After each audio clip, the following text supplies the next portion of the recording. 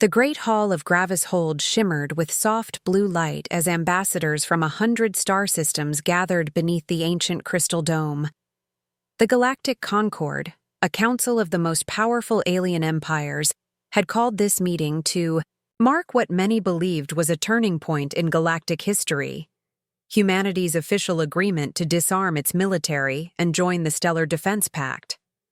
After years of negotiation, Earth had finally accepted the offer, and the galaxy expected a peaceful transition. But from the moment the Terran delegation arrived, something felt off. Their ships, though modern and well-maintained, appeared far smaller than what one would expect from a species known for its unpredictable rise and aggressive adaptability. Their diplomats smiled easily, spoke kindly, and shared their plans for cooperation. But they never spoke of their full military history, and when asked about older fleets or past conflicts, their responses were vague, almost rehearsed. Among the many officials present was a young alien envoy named Calix, a researcher from the Cerealian archives, chosen to oversee the human integration process.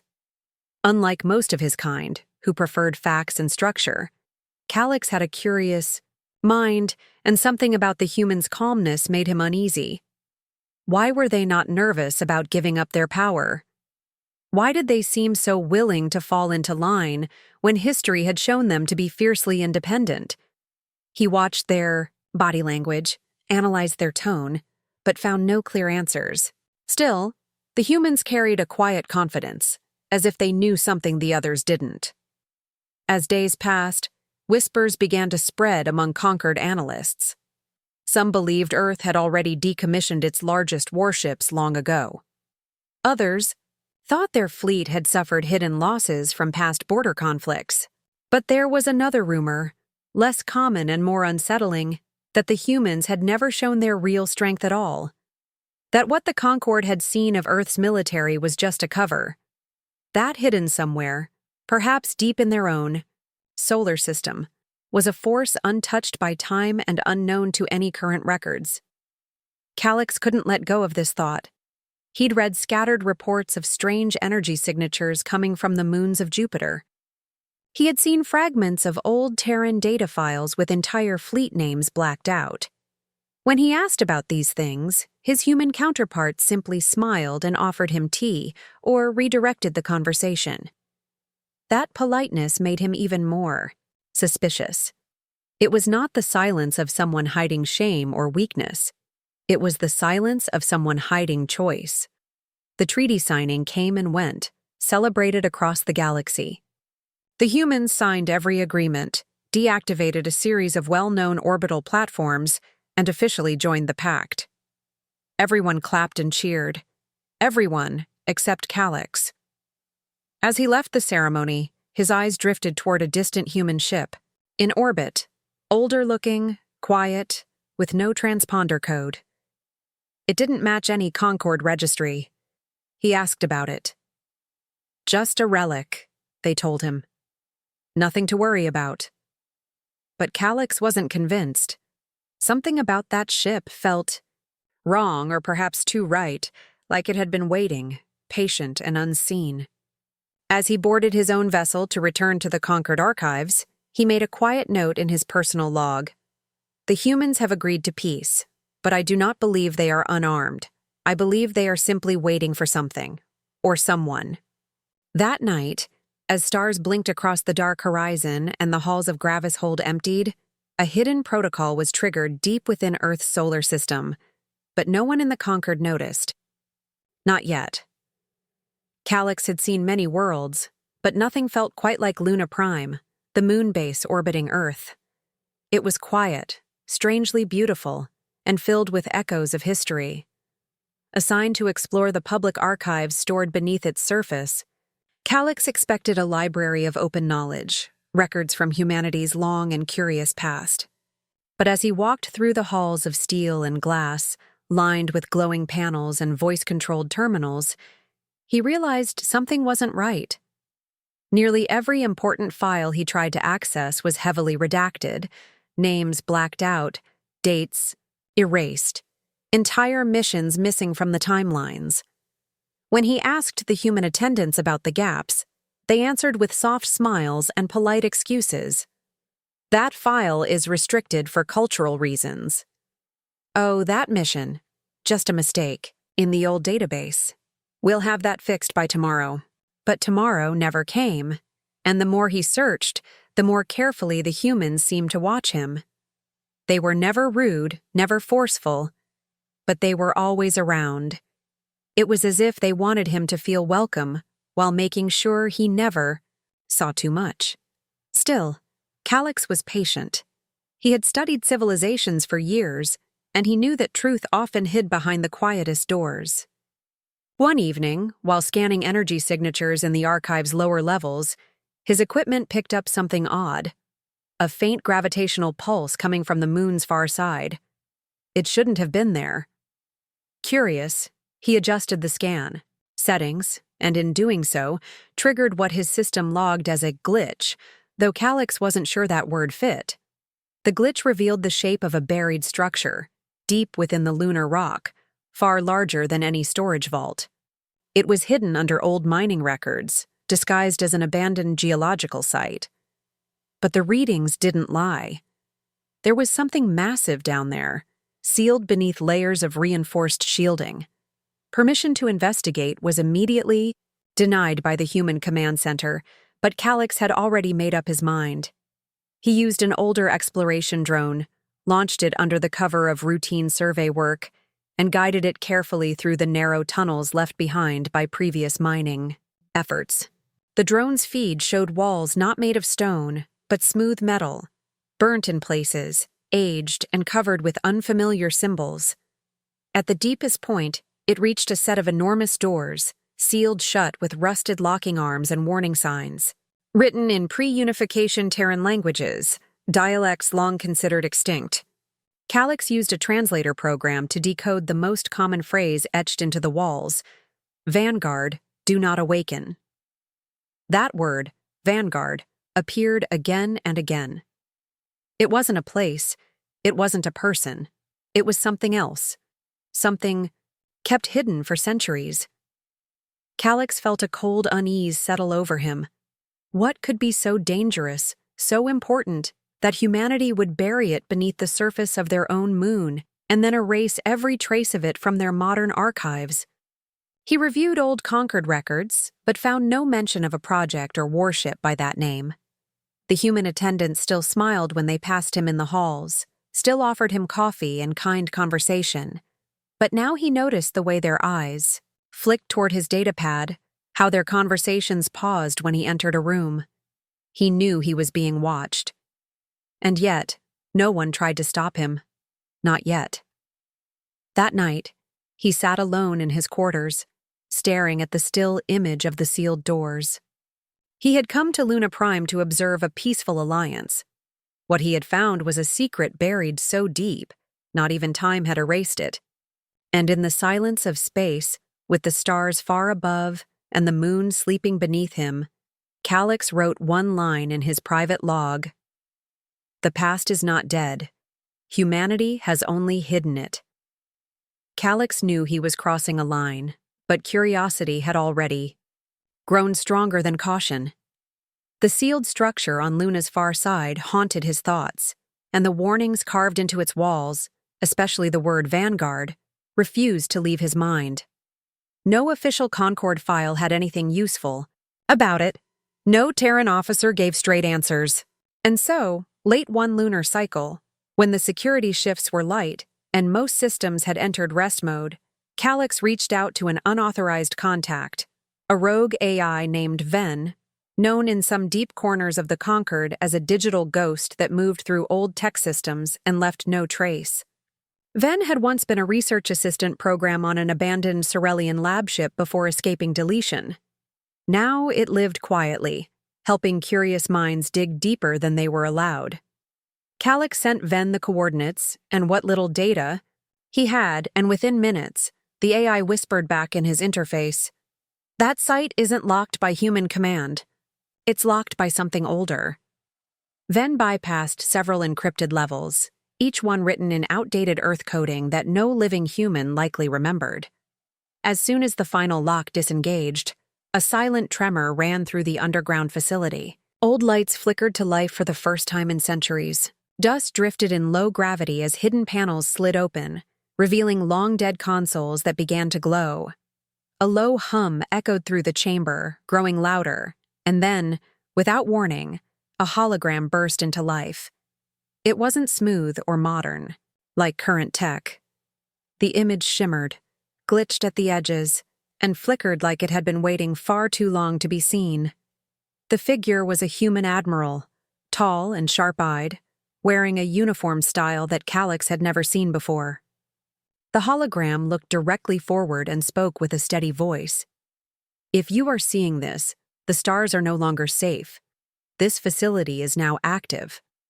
Calix froze as the projection shifted, displaying lists of warship names and classifications that didn't exist in any conquered records. Names like Sol Wrath, Nightfall Lance, and Echo of Iron. Each ship belonged to something called the Vanguard Initiative, a defense fleet hidden from public history. The Admiral continued, "The conquered will not know these names. The Draxan. Empire was not the first galactic power. Long before the current map of stars was drawn, humanity fought an enemy that does not belong to this galaxy. We won, but barely, and we swore never to speak of it again." Calix couldn't believe what he was hearing. The Draxan were believed to be one of the oldest spacefaring civilizations, but this message hinted at a war that took place before, even the first Draxan spaceflight. The projection displayed battle logs written in strange combinations of symbols and Terran words, mentioning something called the Hollow Swarm, and describing black living ships that fed on starlight and memory. The Admiral's voice grew heavier near the end. "If this message has been triggered, then something has awakened them. Or something worse. The Vanguard is not a weapon. It is a warning. We built it not to conquer, but to survive." Then, the hologram flickered one last time and vanished, leaving the chamber in silence again. Calix stood alone in the glowing room, heart racing. What he had just seen didn't match any known galactic history. If this was true, then humanity had. Once faced a threat so terrifying, they chose to erase it completely and bury the knowledge deep within their own moon. He stared at the now dormant projector, his thoughts spinning.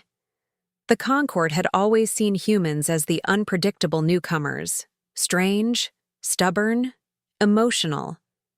But what if they were more than that?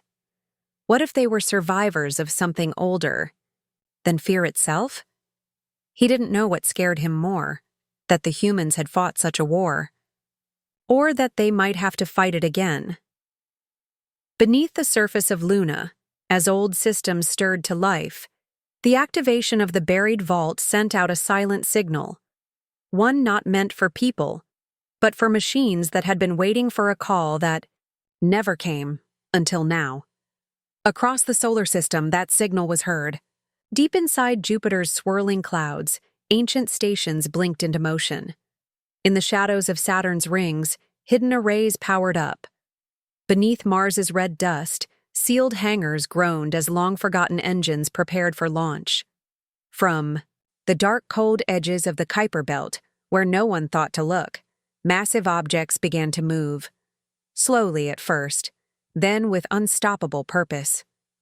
These were not ordinary ships. They were Vanguard-class dreadnoughts, behemoths of metal and memory, some older than the Concord itself, built with designs no current technology could replicate. Their hulls were thick and scarred, showing signs of ancient wars, not with blasters, and plasma fire, but with weapons that bent space and burned thought. They moved without fanfare, emerging from gas giants, asteroid fields, and moon craters as if waking from a long sleep. Civilian scanners on nearby colonies picked up the energy. Spikes first, readings off the charts, power sources older than the Stellar Defense Pact itself. Panic spread quickly.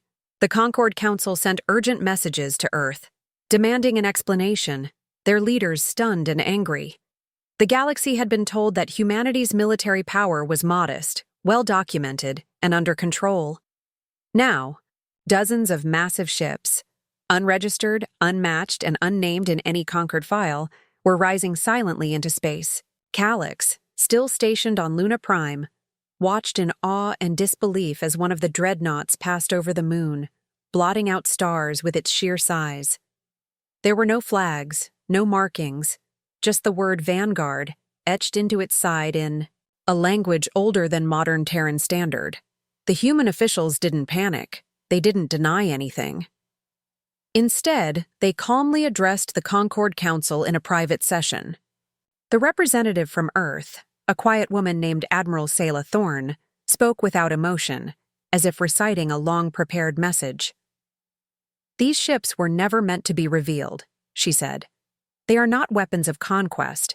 They are survivors of an age before this one. We swore to ourselves and to the galaxy that we would never awaken them unless the stars needed guardians again." Her words echoed across the chambers. Some conquered members dismissed it as posturing. Others believed it was a dangerous bluff. But the scans told a different story.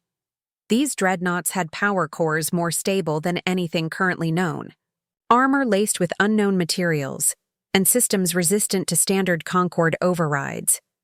They were completely independent, and they were not alone. As each dreadnought came online, it transmitted signals in an encrypted pattern, one that matched the message Calyx had seen from the hologram of the Terran admiral deep beneath the moon. The pieces began to connect. The activation of the vault had triggered a forgotten chain, not just a release of ships, but a return to readiness for something far greater. When asked what had caused the activation, Earth only replied, "A signal reached us, one we've heard before, long ago." That was all they said. No more details, no open files, no further answers. Calyx recorded every moment, sending reports to the Cerealian archives, though he doubted they would understand the weight of what was unfolding. Humanity had never been afraid. They had simply been waiting. The Vanguard fleet, thought to be legend or lost in time, was now moving, quietly taking formation across the system like sentinels of an old promise. And as the stars looked down with cold indifference, one truth became clear to Calyx and to those watching. Earth had not hidden weakness, they had hidden strength. Strength meant not for power, but for protection. And whatever was coming, humanity intended to face it. Not alone, but prepared. At the distant edge of the known galaxy, where stars grew cold and systems flickered in and out of detection, a signal broke through the silence. A strange, pulsing transmission, carried on a frequency no one used anymore. It wasn't in any known galactic language, not Concord Standard, not Cerealian binary, not even the lost tongues of extinct empires. Yet, within moments of detection, humanity translated it. The message arrived like a whisper in the void, short and chilling. The translation appeared on screens in Earth's command center, and in one quiet voice, Admiral Selah Thorne read it aloud. "We remember your fire. We are coming again." The words shook those who heard them, but what unsettled the Concord even more was how quickly Earth understood the message. Too quickly. They didn't need a decryption team or time to study it. The pattern, the rhythm, even the syntax, it matched signals stored in Earth's oldest, most classified archives, some dating back to long before their first contact with the Concord. It became clear to Calyx and to the few Concord leaders, with clearance to know that humanity had heard this voice before. It belonged to the forgotten, a name Earth had never officially shared, an ancient enemy not from any known system, but from beyond the edge, from outside the galaxy itself. Humanity had fought them once, long ago, and the scars from that war had shaped their silence, their secrecy, and their strange calm, even in the face of galactic judgment. The Concord reacted with panic. Emergency meetings were called, fleets redirected, and alliances questioned. Species that had once called Earth unpredictable now demanded their help, their knowledge. And yet, no one truly understood what was coming, except the humans. They had prepared not for domination, but for survival. They had trained officers in silence, tested weapons in isolated regions, and built the Vanguard fleet not as a show of force, but as a shield against something that was never supposed to return. Calix, watching the events unfold from Luna Prime, found his fears confirmed as Earth's actions became sharper, more focused. They began recalling old crews, many of whom had lived in quiet exile under new identities. They reopened databanks, stored in deep Martian vaults, each one requiring retinal scans from people long believed retired. And still, they said very little to the conquered. Earth issued one statement, brief and final. They are not unknown to us. We have faced them before. We will not run. Meanwhile, signals continued, growing louder, clearer, and closer. Probes, sent to trace the origin, vanished without a trace. The first strike came without warning. No declaration, no message, no visible ships at first, only the sudden silence of entire systems. Trade routes went dark. Stations stopped responding. Patrol ships vanished without distress calls. Then, across several Concord core worlds, the enemy arrived in full, vast, shapeless constructs of black metal and shifting light, creatures or machines or both, moving like shadows through space, silent but devastating. They didn't communicate. They didn't negotiate. They simply erased. Concord fleets, unprepared for such speed and ferocity, scrambled to defend their worlds, but even their strongest flagships fell within minutes.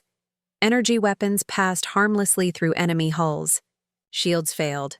Advanced targeting systems couldn't lock on. Entire cities were consumed in beams of light that twisted gravity itself. Panic spread as even the proud Draxan warships, known across the galaxy for their ruthlessness, were torn apart like paper. And then, just when it seemed the galaxy had no defense left, space split open above the burning skies of Velmora Prime. Dozens of Vanguard-class dreadnoughts exited warp without a sound. No music, no announcement, only action. The ships, massive and dark like monuments from another age, moved with terrifying grace. They didn't form defensive lines or request battle plans. They engaged immediately. Their weapons did not fire in straight lines. They bent light, sliced through time, and folded enemy ships into themselves. Each Vanguard vessel operated as if it had fought this war before, because it had. What looked like relics were not outdated but perfected. Where the conquered fired in bursts, humanity's ships delivered singular strikes that erased enemy formations entirely. One dreadnought, the Eclipse Crown, hovered alone over a ruined moon as an entire enemy armada moved to surround it. Calix, watching through a Concord observation vessel, expected the ship to fall.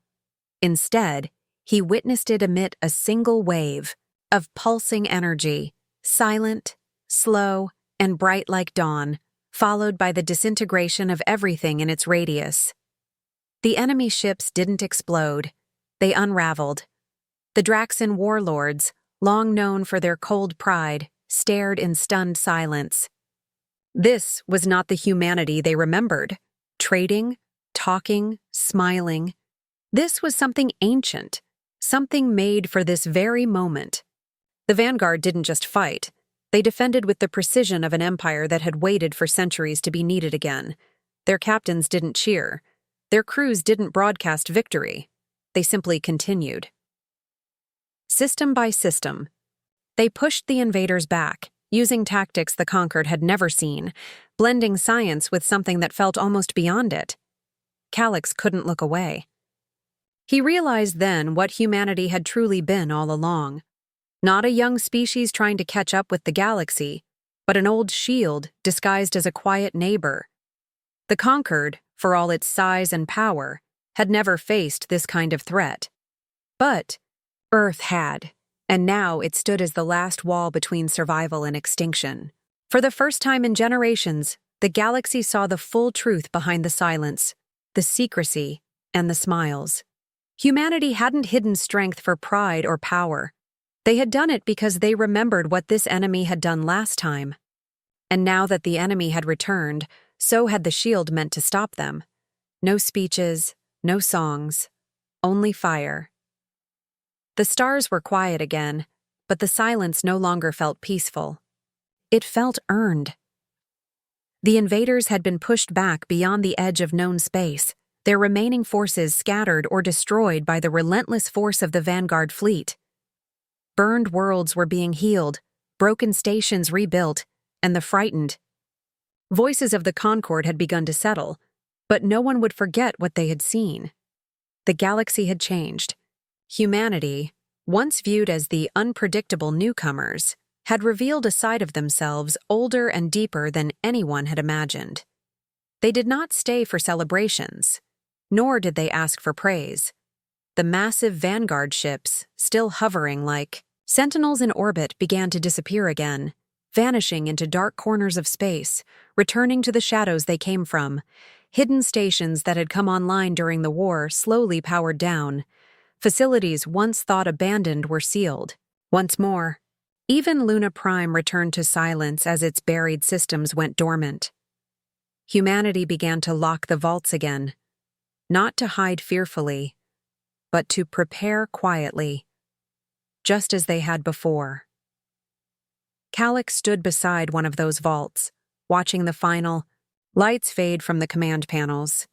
He had seen more than he had ever expected, had watched the impossible happen, had felt both fear and awe in equal measure. He had come to study humanity and now realized he had only scratched the surface of what they truly were. When he finally asked the question that had burned in his mind since the day the Vanguard awoke, why hide such strength? Why not share it with the galaxy? A human commander, quiet and tired from long days of coordination, simply looked at him and replied, "Because we remember what it cost us to build it." There was no pride in his voice, only weight, as if he carried ghosts in every word. That answer stayed with Calix as he returned to the conquered archives. He reviewed every recorded battle, every recovered message, and began to understand a larger truth. Humanity hadn't hidden their power because they wanted to surprise the galaxy. They had hidden it because they feared it, respected it, and knew too well the destruction it could bring. What they built was never meant to lead, only to protect. The conquered, shaken and unsure, began to view Earth with new eyes. The ancient Draxan generals, once proud and distant, now sat quietly in council meetings when human officers spoke. The Sorelian scholars rewrote several timelines. Civilizations that had ignored Earth's slow rise now requested embassies and partnerships. But humanity made no demands. They didn't boast. They simply returned to their work. The galaxy slowly began to understand. Earth never needed the stars' protection. They had been the protectors all along. They had stood as a wall between what was and what should never return, and they had done it without asking to be called heroes. As the months passed and the skies cleared, the name Vanguard became a quiet word spoken with both fear and respect. Some believed the enemy would never return. Others believed this was only the beginning. But whatever the future held, one truth had been written into the stars themselves, that if the darkness ever came again, the shield would rise once more. And it would not rise with noise or ceremony. It would rise the way it always had, silent, ancient, and ready.